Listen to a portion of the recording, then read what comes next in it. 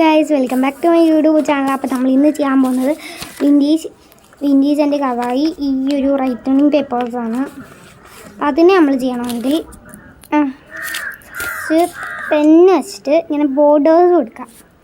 എന്നിട്ട് എന്തെങ്കിലും ഒന്ന് വരച്ച് കൊടുക്കാം സൈഡിലായിട്ട്. ഇത് കണക്ക് സൈഡ് ഇങ്ങനെ. ഇത് ഓൾഡ് പേപ്പർ ബുക്കിൽ നിന്ന് എടുത്താൽ മതി, അതായിരിക്കും കുറച്ചും കൂടി നല്ലത്. എന്നിട്ട് നമ്മൾ ഇതെടുത്ത്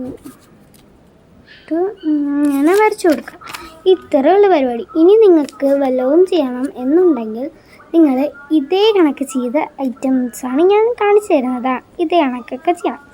നിങ്ങൾക്ക് ഇനിയും കൂടുതലായിട്ട് ഇത് ചെയ്യണം എന്നുണ്ടെങ്കിൽ ഞാൻ പറയുന്ന കണക്ക് ഇതിന് വൈറ്റ് ചോക്ക് എടുത്തിട്ട് ആ ചോക്കിനെ ഒരു പാത്രത്തിൽ വെക്കണം. എന്നിട്ട് സ്കെച്ചിൻ്റെ ബാക്ക് ടിപ്പ് ഊരിയിട്ട് അതെടുത്ത് ഇടണം.